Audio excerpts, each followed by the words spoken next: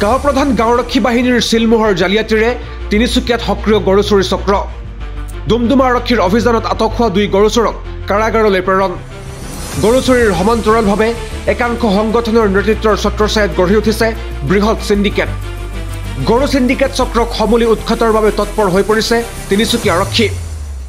তিনিচুকীয়া জিলাত দীৰ্ঘদিনৰ পৰা অতি সক্ৰিয়তাৰে চলি থকা সাধাৰণ কৃষকৰ গৰু চুৰি কাণ্ড ৰোধ কৰিবলৈ আৰু গৰুক লৈ গঢ়ি উঠা বৃহৎ সিন্ডিকেট চক্ৰক উৎখাত কৰিবলৈ তৎপৰ হৈ পৰিছে জিলা প্ৰশাসন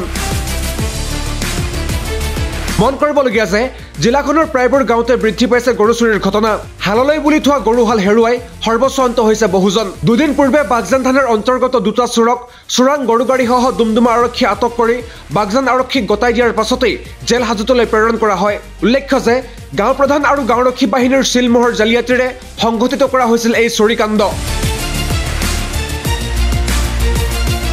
মন কৰিবলগীয়া যে চোৰাং গৰুৰ সৰবৰাহ আৰু যাৱতীয় নথিপত্ৰবিহীন গৰুগাড়ী পাৰ কৰোৱাক লৈ জিলাখনত সক্ৰিয় হৈ আছে এক বৃহৎ সিন্ডিকেট চক্ৰ অভিযোগ অনুসৰি এই সমগ্ৰ কাৰবাৰ নিয়ন্ত্ৰণত জড়িত হৈ আছে কেইটামান নিৰ্দিষ্ট সংগঠনৰ নেতৃত্ব ইফালে জিলাখনৰ হদিয়া বৰডুমছা মাৰ্ঘেৰিটাকে মুখ্য কৰি আন অঞ্চলসমূহৰ পৰা অতি কমেও দৈনিক 50ৰ পৰা 80খন এনে গৰুগাড়ী পাৰ হৈ যায় এনে প্ৰতিখন গৰুগাড়ী পাৰ কৰোৱাই নিয়াৰ বিনিময়ত সিন্ডিকেট চক্ৰে 15,000ৰ পৰা 17,000 টকা পৰ্যন্ত সংগ্ৰহ কৰে সংগ্ৰহিত ধনৰ 20% তেওঁলোকে ব্যৱহাৰ কৰে বিভিন্ন পক্ষক মেনেজ কৰাৰ বাবদ বাকি থকা 80% হুমাই সিন্ডিকেট চক্ৰৰ পকেটত এই গৰুগাড়ীসমূহ তিনিচুকীয়া জিলাৰ পৰা ডিব্ৰুগড় জিলালৈ সৰবৰাহ কৰিবলৈ আহে বিলাসী এস্কৰ্ট বাহন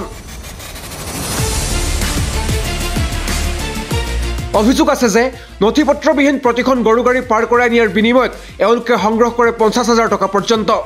ইমান দিনে জিলা প্ৰশাসনৰ সন্মুখতে এই কাৰবাৰ হৈ আছিল যদিও প্ৰশাসনে বিষয়টো গুৰুত্ব সহকাৰে লোৱা নাছিল কিন্তু সাধাৰণ ৰাইজৰ গৰু চুৰি ৰোধ কৰিবলৈ এতিয়া গৰুক লৈ গঢ়ি উঠা এই সমগ্ৰ সিন্ডিকেট চক্ৰক সমূলি উৎখাতৰ বাবে আৰক্ষীয়ে তৎপৰতা গ্ৰহণ কৰিছে দুদিন পূৰ্বে আটক হোৱা 2 গৰু চোৰক জেৰা চলোৱাৰ পাছতেই আৰক্ষীয়ে লাভ কৰিছে বহু ক্লু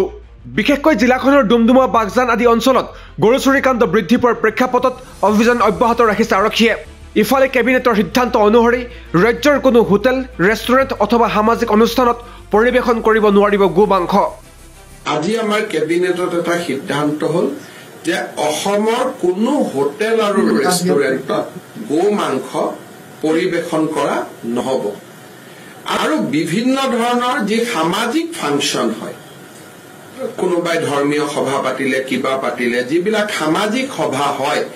সেই সামাজিক সভাটো গো মাংস খাব পৰা নহব যেটো এটা অভিযোগ আছিল যে কোনোবাই গো মাংস দি দিলে তাৰমানে পাব্লিকলি খালে এতিয়াৰ পৰা public consumption of beef has been totally prohibited from today so in no restaurant in no hotels